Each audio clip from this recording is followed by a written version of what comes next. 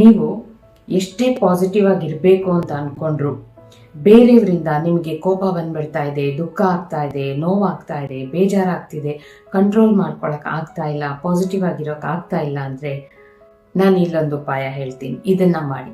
ಯಾವಾಗೆಲ್ಲ ನಿಮಗೆ ಆ negative emotion ಬರುತ್ತೋ, ಕೋಪ ಬಂದ್ಬಿಡ್ತು ಅಥವಾ ಬೇಜಾರಾಯಿತು, ದುಃಖ ಆಯಿತು, ನೋವಾಯಿತು, ಇಮಿಡಿಯೇಟಾಗಿ ಏನು ಮಾಡಬೇಕು ಗೊತ್ತಾ?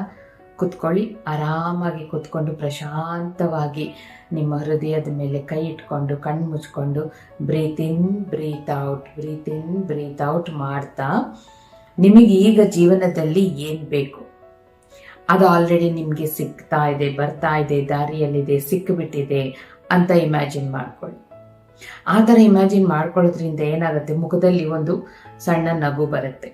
ಎಸ್, ನನಗೆ ಸಿಗ್ತಾ ಇದೆ, ನನಗೆ ಬೇಕಾಗಿರೋ ಪ್ರೀತಿ ನನಗೆ ಸಿಗ್ತಾ ಇದೆ, ನನಗೆ ಬೇಕಾಗಿರೋ ಒಳ್ಳೆ ಆರೋಗ್ಯ ನನಗೆ ಸಿಗ್ತಾ ಇದೆ, ನನಗೆ ಬೇಕಾಗಿರುವಂಥ ಒಳ್ಳೆ ಜಾಬ್ ನನಗೆ ಸಿಗ್ತಾ ಇದೆ, ನನಗೆ ಎಷ್ಟು ಹಣ ಬೇಕೋ ಅಷ್ಟು ಹಣ ನನಗೆ ಸಿಗ್ತಾ ಇದೆ, ವಾವ್ ಅಂತ ಅನ್ಸುತ್ತೆ.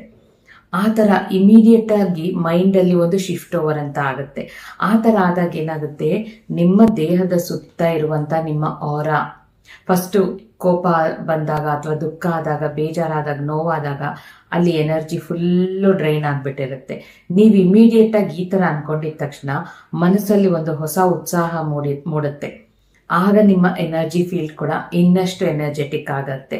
ಸೊ ಹಾಗಾಗಿ ಇನ್ನು ಮುಂದೆ ಮನಸ್ಸಿನಲ್ಲಿ ಏನಾದರೂ ಒಂದು ಕಾಡ್ತಾ ಇದೆಯಾ, ಏನೋ ಒಂಥರ ಆಗ್ತಿದ್ಯಾ, ಇಮಿಡಿಯೇಟಾಗಿ ಕೂತ್ಕೊಳ್ಳಿ, ಬ್ರೀತ್ ಇನ್ ಬ್ರೀತ್ ಔಟ್ ಮಾಡ್ತಾ ನಿಮಗೇನು ಬೇಕೋ ಅದು ಸಿಕ್ಕಿಬಿಟ್ಟಿದೆ ಅಂದ್ಕೊಳ್ಳಿ.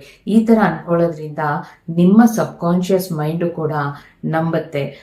ಆ ನೆಗೆಟಿವ್ ಎಮೋಷನ್ಸ್ನ ಬಿಟ್ಬಿಟ್ಟು ಇಮಿಡಿಯೇಟಾಗಿ ಈ ಥರ ಫಸ್ಟ್ ಆಫ್ ಆಲ್ ನಿಮ್ಮ ಕೋಪ ಬಂತ ಇಮಿಡಿಯೇಟಾಗಿ ಕ್ಯಾನ್ಸಲ್ ಕ್ಯಾನ್ಸಲ್ ಕ್ಯಾನ್ಸಲ್ ಅಂದ್ಕೊಂಡು ನಾನೊಬ್ಬ ಪ್ರಶಾಂತವಾದ ಆತ್ಮ, ನಾನು ಶಕ್ತಿಯುತವಾದ ಆತ್ಮ ಅಂತ ಅಂದ್ಕೊಂಡು ಬ್ರೀತ್ ಇನ್ ಬ್ರೀತ್ ಔಟ್ ಮಾಡಿಕೊಂಡು ಈ ಥರ ಮಾಡ್ಕೊಳ್ಳಿ. ಒಂದು ವಾರ ದಿನ ಈ ಥರ ಮಾಡ್ತಾ ಇರಿ ನೆಗೆಟಿವ್ ಎಮೋಷನ್ಸ್ ಬಂದಾಗೆಲ್ಲ. ಆಮೇಲೆ ಏನಾಗ್ತಾ ಇದೆ ನಿಮ್ಮಲ್ಲಿ, ಯಾವ ಥರ ಶಿಫ್ಟ್ ಓವರ್ ಆಗ್ತಿದೆ, ನಿಮ್ಮ ಗೋಲ್ ಕೂಡ ಹೇಗೆ ಅಚೀವ್ ಆಗ್ತಾ ಇದೆ ಅಂತ ಬಂದು ಕಾಮೆಂಟಲ್ಲಿ ಹೇಳಿ ನೋಡೋಣ.